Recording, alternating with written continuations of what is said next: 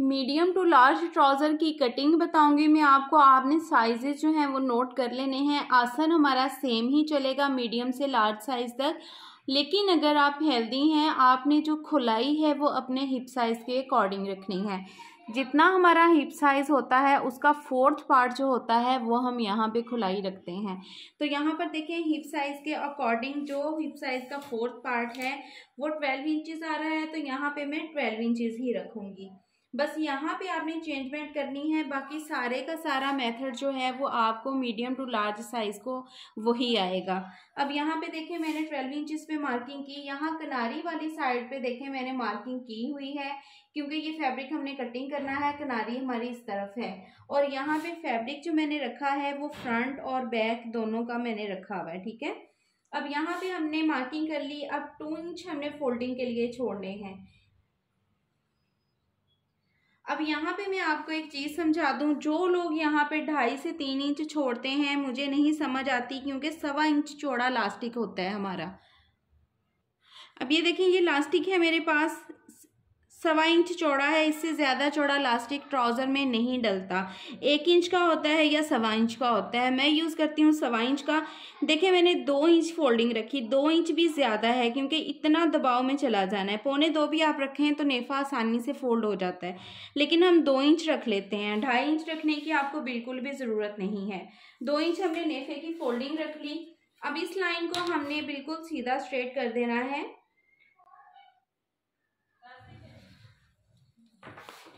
अब नीचे हमने आसन के लिए मार्किंग करनी है। बैक आसन हमारा जो है वो 15 रेडी है। यहाँ पे देखें हम 14 इंचेस पे नीचे की तरफ मार्किंग करेंगे बैक आसन के लिए। अब यहाँ से भी हमने 12 इंचेस रखने हैं। अब इस मार्किंग को हमने सीधे सीधे इस मार्किंग के साथ मिला देना है। अब यहाँ पे हमने क्रॉच के लिए मार्किंग करनी है, तो उससे पहले हम इस लाइन को भी बिल्कुल सीधा कर लेंगे। अगर बहुत हेल्दी हैं या थाइस हैवी हैं तो आप क्रॉच जो है 2.5 इंचेस रख लीजिए। अगर नॉर्मल है इतनी हेल्दी नहीं है तो क्रॉच आप 2 इंचेस रखिए। तो यहाँ पे मैं 2 इंचेस पे मार्किंग कर रही हूँ। अब क्रॉच को हम गोलाई देंगे। वीडियो में मैं बताती हूँ कि क्रॉच की गोलाई आपने बहुत डीप नहीं करनी, क्योंकि उठते बैठते वक्त यहाँ पे भी खिंचाव आता है। तो ये है हमारा बैक आसन, ठीक है। यहाँ पर देखें हम मेजर करके अब देखेंगे कि क्या 15 इंचेस हमारे पूरे हो रहे हैं। तो यहाँ पे देखें हमारे 15 इंचेस पूरे हो रहे हैं। इससे आगे हम हाफ यहाँ पे अपना सिलाई का मार्जिन डाल देंगे। 15 इंचेस हमारे इधर पूरे हो रहे हैं, ये हमने सिलाई का मार्जिन डाल दिया, ठीक है। तो ये हम आसन हमारा बैक का हो गया पूरा। अब सिंपली यहाँ तक आपने मार्किंग कर लेनी है। अब हमने अपना फ्रंट का आसन निकालना है। फ्रंट का आसन जो है वो हमारा 13 इंचेस है। अब यहाँ से आपने मापना है, ठीक है। यहाँ से जहाँ हमारी सिलाई लगनी है वहाँ से आपने इंचेस टेप को ऐसे राउंड में लेके आना है। ये देखें 13 इंचेस पे आपने देखना है। तो यहाँ पे हमारे 13 इंचेस पूरे हो रहे हैं। इतना हमारा रेडी आसन है फ्रंट का। अब इसके ऊपर हमने देखें 2 इंच नेफे की फोल्डिंग, यहाँ पे हमारे फ्रंट पार्ट की नेफे की फोल्डिंग हो गई। अब यहाँ से हमने ये देखें इस तरह से डाउन कर देना है अपने फ्रंट पार्ट को। बहुत आसान तरीके से मैं समझा रही हूँ। ये देखें ये हमारा फ्रंट पार्ट हो गया। ये जो हमने मार्किंग की है यहाँ पे भी हम 2 इंचेस पे देखें हमारी ये ऑलरेडी मार्किंग हुई हुई है। इसके साथ भी हम इस तरह से तिरछे में इस वाले पॉइंट को मिला देंगे। ये देखें ये हो गया हमारा फ्रंट आसन और ये हमारे बैक पार्ट का हो गया। आपने सबसे पहले पूरा आसन रख लेना है बैक के अकॉर्डिंग, देन उसमें से आपने अपना फ्रंट का आसन मेजर करना है और फिर उतना आपने नेफे का मार्जिन डाल के ये सारा हिस्सा डाउन कर देना है। तो इजीली आपका फ्रंट पार्ट जो है वो उसकी मार्किंग हो जाएगी। तो यहाँ पे हमारे फ्रंट पार्ट की मार्किंग हो गई है। अब हमने ट्राउज़र के पांचे के लिए मार्किंग करनी है। नेफे की फोल्डिंग को छोड़ते हुए हमने लेंथ मेजर करनी है। 36 इंचेस हमने लेंथ रेडी करनी है। तो यहाँ 36 इंचेस पे हम मार्किंग करेंगे। उसके बाद हमारे पास फोल्डिंग का मार्जिन जो है वो 3.25 इंच है। तो इजीली हमारे ट्राउज़र की पाइंचे की फोल्डिंग जो है इसमें से हो जाएगी। अब सीधे सीधे इस वाली लाइन को इस तरफ को हम मार्क कर लेंगे। अब हमने इस स्केल को लेना है, ठीक है। यहाँ पे हम रखेंगे इसको, इस स्केल को यहाँ पे बिल्कुल सीधे में शेप जाएगी इसकी, ये हिस्सा बिल्कुल ऐसे सीधे में जाएगा। तो यहाँ पर मैं देखें इस तरह से मार्किंग करूँगी, ये देखें इस तरह से ये हमारी मार्किंग हो जाएगी। उसके बाद हमने अपना पांचा देखना है कि हमने पांचा कितना खुला रखना है। मैं यहाँ से देखें 7 इंचेस पांचे की खुलाई रख रही हूँ, क्योंकि ये हमारा फ्रंट साइड है तो इसमें यहाँ पे मार्जिन ऐड नहीं होगा, मार्जिन आएगा हमारा बैक साइड पे। अब 36 इंचेस हमारा ट्राउज़र की लेंथ है, तो ट्राउज़र के मिड पे हम पहले मार्किंग करेंगे। 36 का हाफ आता है 18 इंचेस, तो यहाँ पे हमारे ट्राउज़र का मिड आ रहा है, ठीक है। इस लाइन को भी हमने बिल्कुल सीधा कर देना है।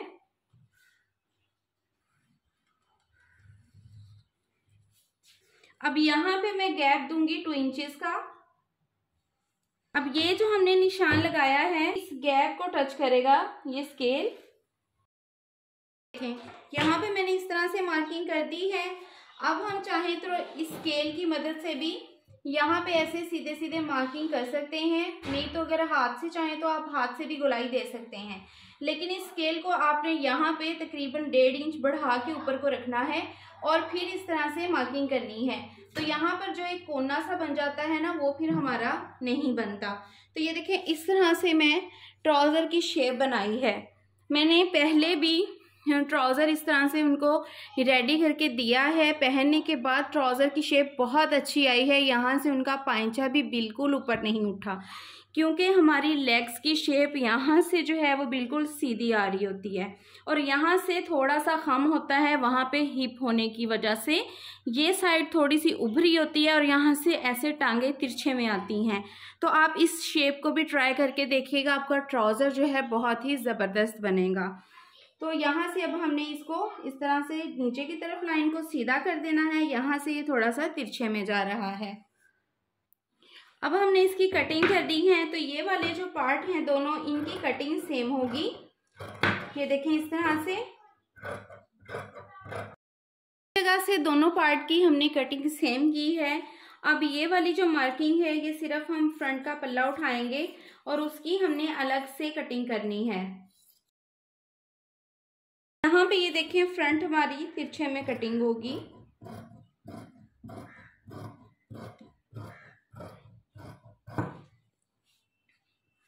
तो इस तरह से बहुत आसानी से आपका बैक और फ्रंट जो है वो बन जाता है। अब हमने बैक पार्ट के लिए मार्किंग करनी है। देखिए मैं 2 इंच रखूंगी एक्स्ट्रा।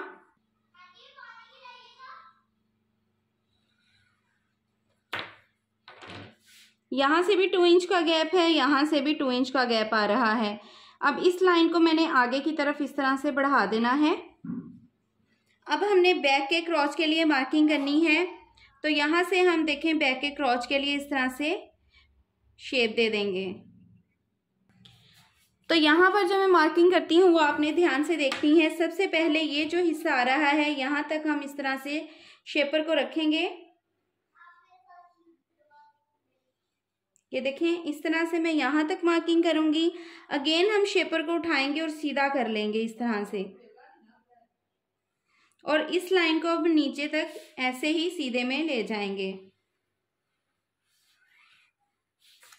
ये देखें यहाँ से थोड़ा लूज बनेगा और नीचे इतनी फोल्डिंग जो है वो फ्रंट की तरफ आए उसकी इतनी ज़रूरत नहीं होती, तो यहाँ से हमें लूजिंग चाहिए होती है। ये शेपर का जितना हिस्सा है उतनी ही मैंने यहाँ से चौड़ाई रखी है। तो ये टोटल चौड़ाई 2.5 इंचेस बन रही है, यहाँ से 2 इंच बन रही है। मतलब थाइस तक, आसन से थाइस तक 2.5 और 2 इंच।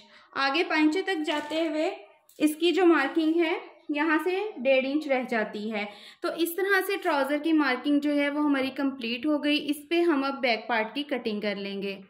तो इस तरह से हमारे ट्राउज़र की कटिंग हो चुकी है। इसको स्टिच करने के बाद इसकी फाइनल भी लुक मैं आपको दिखाऊंगी कि स्टिच होने के बाद ये ट्राउज़र किस तरह से लगता है। और जो लोग ये सोचेंगे कि ये बिल्कुल आपने सीधा क्यों लिया है और इसको इस तरह से तिरछे में क्यों किया है, तो ये मैं खुद अपने ट्राउज़र भी इसी तरह से स्टिच करके पहनती हूँ। आप यकीन करें कि हमारी लेग्स की शेप के अकॉर्डिंग ये ट्राउज़र बिल्कुल परफेक्ट आता है और बिल्कुल भी इरिटेशन नहीं होती और यहाँ से पाइंचा भी ऊपर की तरफ नहीं उठता। सो गाइस, ट्राउज़र हमारा स्टिच हो चुका है। यहाँ से आप इसका पाइंचा भी देख सकते हैं कि पाइंचे की ये जो दोनों साइड है ना, ये देखें यहाँ से इक्वल आ रही हैं। अक्सर क्या होता है कि जब हम पैंट ट्राउज़र स्टिच करते हैं ना, तो बाहर वाली साइड तो यहाँ पे पूरी आ रही होती है, लेकिन ये जो अंदर की सिलाई होती है ना, यहाँ से गैप पड़ जाता है। तो यहीं से पता चल जाता है कि आपका ट्राउज़र का पाइंचा जो है ना वो ऊपर को उठेगा। क्योंकि अगर आपकी ये चीज़ बराबर नहीं आ रही होती ना, दोनों ये चीज़ें बराबर नहीं आ रही होती, ये ऊपर को थोड़ा सा उठा हुआ आ रहा होता है, तो वहीं से पता चल जाता है कि पहना हुआ ट्राउज़र भी यहाँ से ऊपर की तरफ उठेगा। तो ये देखें जी, इसकी शेप जो है वो ट्राउज़र की, ये देखें मैं आपको दिखा देती हूँ। ऊपर से इसका जो हमने बेल्ट बनाया है वो front plain and back elastic है, और ये देखें इस तरह से ट्राउज़र की शेप आ रही है। अब यकीन माने कि ये पहना हुआ बहुत ही कंफर्टेबल रहता है, क्योंकि इसकी ये जो साइड है ना, ये थोड़ी सी उरेब में हो जाती है और जब हम बैठते उठते हैं ना, यहाँ पे क्रीज भी नहीं बनती। अक्सर ट्राउज़र्स पे आपने देखा होगा कि यहाँ पे बैठने उठने के बाद ना हल्के हल्के से यहाँ से चुनट से बन जाते हैं खिंचाव की वजह से। तो इसमें बिल्कुल भी खिंचाव नहीं आएगा, क्योंकि यहाँ से इसकी ये चीज़ जो है वो थोड़ी उरेब हो जाती है, और जितना मर्जी आप बैठें उठें बिल्कुल भी खिंचाव नहीं आएगा, कंफर्टेबल रहेगा आपका ये ट्राउज़र। एक दफ़ा मेरे कहने पे आप लोग भी ट्राई कीजिएगा और कमेंट सेक्शन में मुझे ज़रूर बताइएगा कि आप लोगों का एक्सपीरियंस कैसा रहा। तो मिलते हैं जी नेक्स्ट वीडियो में न्यू आइडियाज़ के साथ। तब तक अपना बहुत सारा ख्याल रखिएगा, दुआ में याद रखिएगा। अल्लाह हाफिज़।